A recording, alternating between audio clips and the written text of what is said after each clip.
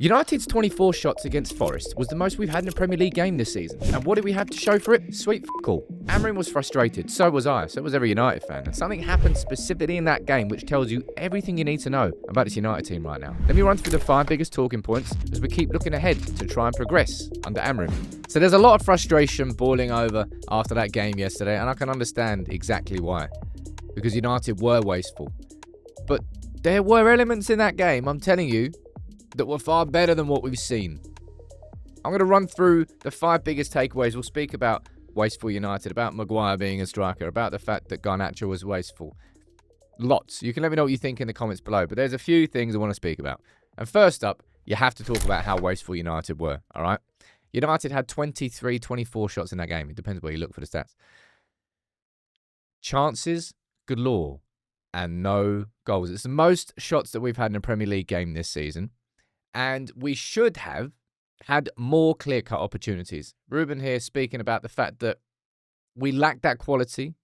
And it wasn't just with the finishing. It was about turning half chances into full chances. Just across our attack, United were wasteful against Forest. And it's been a problem for what? 3, 4 years? I don't really know now. And it's going to be a problem until this summer. And we'll speak about signing a new striker next. But despite the frustrations with not getting a result, genuinely, I thought there was some good football in that game against Forest. And I'm going to pull out this example here of sort of what Amorim's ultimately aiming towards when it all clicks. And ideally, he scored at the end of it. But the ball here, right? It's breaking to Forest. You can see United crowding out. You can see how hard the line is there. You've got De Ligt, you've got Mazraoui, you've got Yoro all above the halfway line, pressuring the Nottingham Forest striker. Is it Awani, I think? Anyway, the pressure works. Ugarte sneaks in, wins the ball back. Ugarte then takes the ball, passes it to Garnacho. A good touch from him. Gives it to Bruno. A good touch from Bruno. Bang. Shot on goal. 3rd minute, I think that was. It was a really good move from United to win the ball high up the pitch with a supporting back 3 that's squeezing the pitch. That's what United, that's what United didn't do under Ten Hag because our defensive line was so deep. You didn't keep it compact. We did that a few times. And we didn't get any goals out of it. But seeing that is where we're heading towards. Now, turning those into goals, you need a striker. And that's why I need to speak about Harry Maguire playing up front, because I mean, the optics of it are quite funny. But in reality, Maguire actually worked. It actually made a difference. Because, as Amorim says there, we couldn't get into the box through combinations. So instead of going through it, go over it. And it worked. You know, that ball there over from Dorgu, I think Maguire was just in front of the ball. So he just about couldn't get it. Looked like he got the equaliser at the end.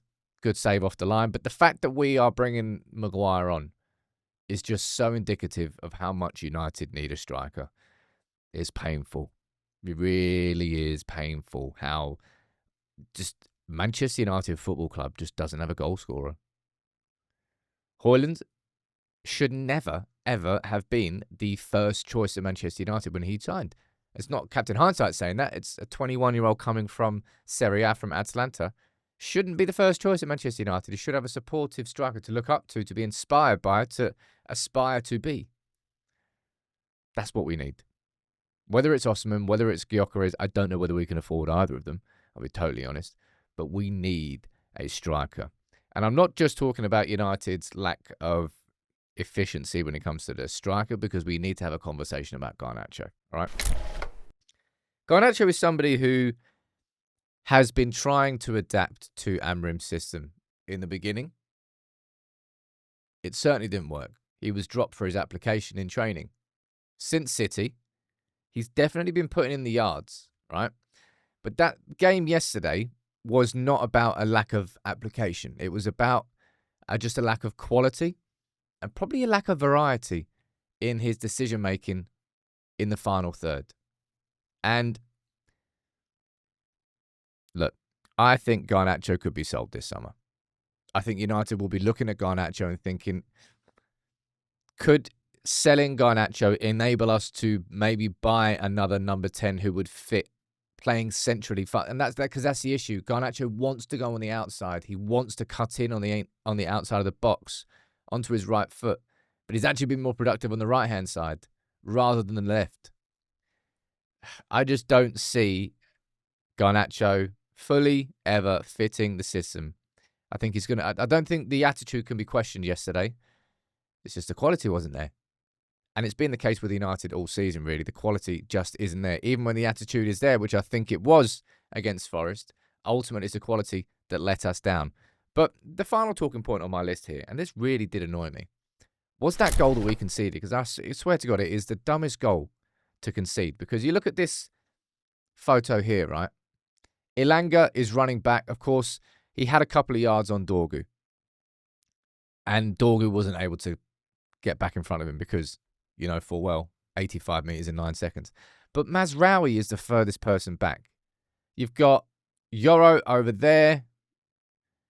You've got Delict. Is that Delict there? I don't really know. The thing that annoyed me, that should be Dorgu furthest back here. Should be Dorgu and Delo, I think, defending the transition on the corner against a team who literally gives away more possession to than any other team in the league and who has more goals from counterattacks than any other team in the league. It's exactly how they scored against us. It's like we didn't do our homework and we didn't realise, oh, actually, no, you know, if Ilanga breaks, we probably won't be able to catch him. I just think that was a very dumb goal to concede, and I'm going to go put that down to the set-piece setup. We shouldn't... If you have Yoro furthest back rather than Mazraoui, surely. Have Delo and Dorgu deeper, surely, to at least give you the bodies to cover. Instead, you've left Mazraoui. And I think Mazraoui actually made more last-ditch tackles than anyone else yesterday. It was because he was in that position. It was just a strange selection choice from that corner to allow that to happen. And ultimately, had that not gone in, we might have got the result. But Amorim, we're lacking the quality in front of goal. That's the ultimate takeaway, all right? The fact that we've got to put Maguire on is really indicative of the lack of options that Amorim has. And look, you get 23, 24 shots and we don't get a goal. Yeah, sure, Forest are very good at doing that. 13 clean sheets in the league this season. But it's just frustrating. Going up against City, it will be a different game because they will play with a higher line. They will leave space in behind. But will Garnacho find the net? We don't know. Will Højlund find the back of the net? Will Xerxes? We scored 7 against Sociedad and Leicester, so we can do it, but it's just been a frustration of mine all season. It's going to be a frustration until the summer when we sign somebody who can find the back of the net consistently. And I'm not just talking about a striker. I'm talking about another number 10 as well, because all of our attackers, not just the lack of a striker, are hurting United going forward. And right now, if Bruno's not scoring or if Bruno's not creating, where's it coming from? You let me know what you think in the comments below, but yeah. I think that's everything that we need to know from the Forest game going into City. And I genuinely think City will be not an easier game, but yeah, actually, an easier game than Forest. Whether we win or not is different.